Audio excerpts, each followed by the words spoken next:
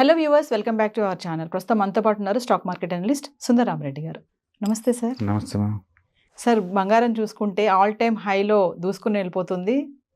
వెండి కూడా ఏం కాదు, క్రాస్ చేసే వెళ్ళింది అనుకోవచ్చు. అంటే ఇన్వెస్టర్స్ అందరూ కూడా ఇప్పుడు బంగారం పైన ఇన్వెస్ట్మెంట్ చేయడానికి రెడీగా ఉన్నారు. ఎందుకు ఇంత హైలో వెళ్తుంది అంటారు? ఇది అంటే చూసుకుంటే 1,00,000 దాటే దిశగా కూడా వెళ్ళవచ్చు అంటారా? ఒకసారి సో బేసికల్గా ఎవ్రీ ఇయర్ యావరేజ్ మీద ఒక 10,000 పెరిగిద్దండి పర్ 10 గ్రామ్స్కి. అది మామూలు విషయం, లాస్ట్ 4-5 years నుంచి వస్తున్నాం. సో బేసికల్గా ఈ సంవత్సరం అవును జాక్పాట్ అండి గోల్డ్ ఇన్వెస్ట్ చేసిన వాళ్ళు. ఇంటర్నేషనల్ లెవెల్లో అయితే 40% దాకా వచ్చింది. ఇండియాలో కూడా ఈవెన్ 27% దాకా వచ్చింది యావరేజ్ మీద గోల్డ్ మీద. One of the best year అనమాట గోల్డ్కి అయితే లాస్ట్ 4-5 yearsలో చూసుకుంటే కనుక. డెఫినెట్గా ఈ ఈక్విటీలో ఉన్న వాలటైలిటీని మనం యావరేజ్ అంటే తగ్గించుకోవాలి అనుకుంటే కనుక గోల్డ్ ద్వారా దాన్ని బ్యాలెన్స్ చేసుకోవటం బెటర్ అనమాట. అందుకని మల్టీ అసెట్స్ ఉంటే ఈక్విటీలో ఉన్న వాలటిలిటీ బ్యాలెన్స్కి బాగుంటుంది అనమాట. ఈ టైంలో మనం అది క్లియర్గా ఇప్పుడు కనపడుతుంది. లాస్ట్ 2-3 months నుంచి ఈక్విటీ ఎప్పుడైతే బాగా డౌన్ అవుతుందో, గోల్డ్ అయితే ఎప్పుడైతే ముందు పడటం స్టార్ట్ అవుతుందో, రెండు బ్యాలెన్స్ అయిపోయి డౌన్ ట్రెండ్ రిస్క్ బాగా తగ్గిందనమాట. అందుకని ఈ సంవత్సరం మల్టీ అసెట్స్ మ్యూచువల్ ఫండ్స్ అన్నీ కూడా యావరేజ్ మీద ఒక 17-18% దాకా ఇచ్చింది అనమాట. మొత్తానికి గోల్డ్ లాస్ట్ కపుల్ ఆఫ్ ఇయర్స్తో పోల్చుకుంటే this year is the best one అనమాట. బహుశా గోల్డ్ సిల్వర్కి సంథింగ్ దినో అనమాట. ఏదో నెక్స్ట్ 1 yearలో వచ్చే వాలటిలిటీ కావచ్చు, లేదా అన్ప్రెడిక్టబుల్ థింగ్స్ ఏదో జరగబోతున్నది గుర్తు అనమాట. ఇది ఇంత ఫాస్ట్గా మూవ్ అవడానికి మొత్తానికి మనం హిస్టారికల్ డేటా చెక్ చేసుకుంటే కనుక 3rd బిగ్గెస్ట్ బుల్ మార్కెట్లో ఉన్నాం. ఇప్పుడు మీరు కనుక మన గ్రాఫ్ చూసామనుకోండి, ఈ బుల్ మార్కెట్ స్టార్ట్ అయ్యింది 2017లో అండి.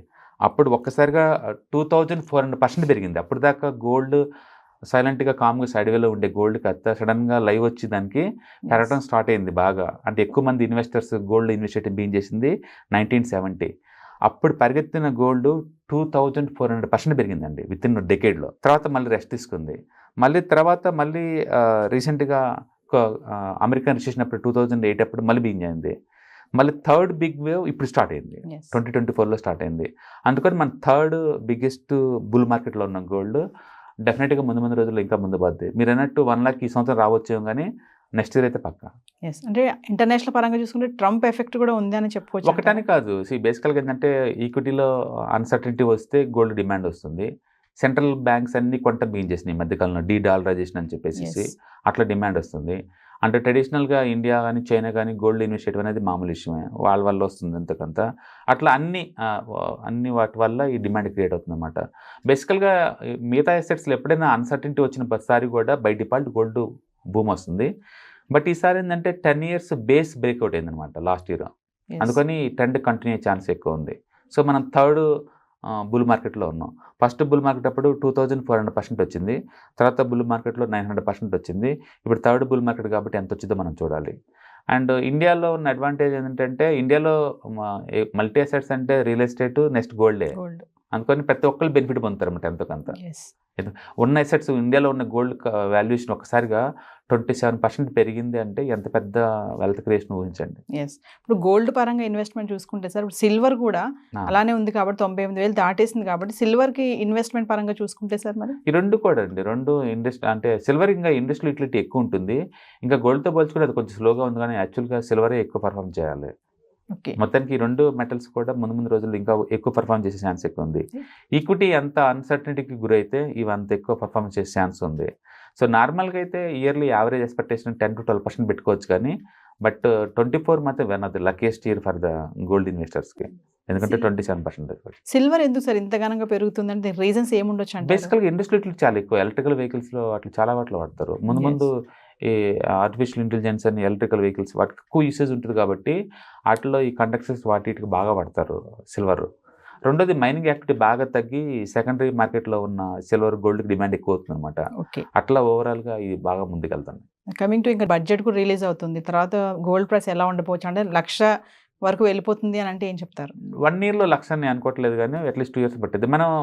మనం హిస్టారికల్ రిఫరెన్స్ మనం చూసుకుంటే ఎవ్రీ ఇయర్ యావరేజ్ మీద 10 గ్రామ్ గోల్డ్ వచ్చేసరికల్లా నీకు ఒక 10,000 దాకా పెరుగుతుంది బై డిఫాల్ట్. లాస్ట్ ఇయర్ మనం చూసాం 77,000 లాస్ట్ డిసెంబర్లో. ఇప్పుడు మనం ఆల్రెడీ 83లోకి వచ్చేసాం. బహుశా ఈ రెండింగ్కి 90 దాకా రావచ్చు ఈ రెండింగ్కి. ఆ నెక్స్ట్ ఇయర్లో మీరు అన్నట్టు ₹1,00,000 చేరొచ్చు. మామూలుగా చూసుకుంటే చైనా తర్వాత గోల్డ్ వినియోగంలో మనదే సెకండ్ ప్లేస్ అంట కదా. డెఫినెట్గా ఇట్లా ట్రెడిషనల్గా ఇండియాలో గోల్డ్ అంటే పిచ్చి అండి అది. గోల్డ్ గురించి మాట్లాడుకున్నా, గోల్డ్ టచ్ చేసిన, గోల్డ్ మెడలో వేసుకున్నా అది సైకలాజికల్ సాటిస్ఫాక్షన్ అనమాట. అందుకని ఇండియా సంబంధించి ఎసెట్ అంటే రియల్ ఎస్టేట్ తర్వాత నెక్స్ట్ గోల్డే. రియల్ ఎస్టేట్లో 51% ఇన్వెస్ట్ చేస్తారు ఇండియాలో. అంటే ప్రతి ఒక్కళ్ళు కనీసం ఒక సొంత ఇల్లు ఉండాలని కలనమాట. ఒక ఇల్లు ఉండాలి, ఒక రెంట్కి ఇచ్చి ఇంకొక ఇల్లు ఉండాలి అని కోరికలు అనమాట. ఇట్లా ఎక్కువ మీద రియల్ ఎస్టేట్ మీద పెడతారు అండ్ నెక్స్ట్ గోల్డ్ మీద పెడతారు. అందుకని ఈ గోల్డ్ ర్యాలీ వల్ల ఎక్కువ బెనిఫిట్ ఉంది ప్రపంచవ్యాప్తంగా అంటే మాత్రం డెఫినెట్గా ఇండియన్సే ఉంటారు.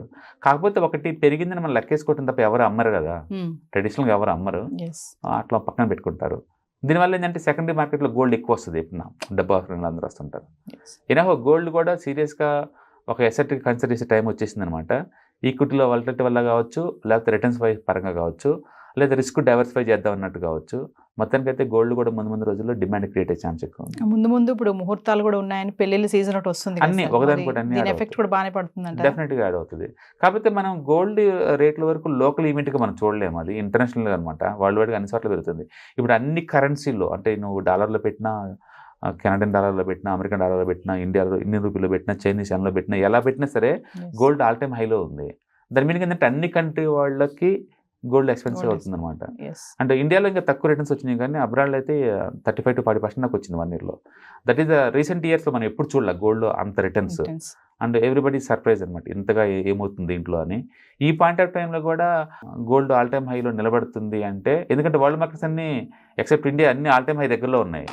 ఈక్విటీ ఆల్ టైమ్ హైలో ఉంది, బిట్ కాయిన్ ఆల్ టైమ్ హైలో ఉంది, గోల్డ్ ఆల్ టైమ్ హైలో ఉంది, అన్నీ ఆల్ టైమ్ హైలో ఉన్నాయి.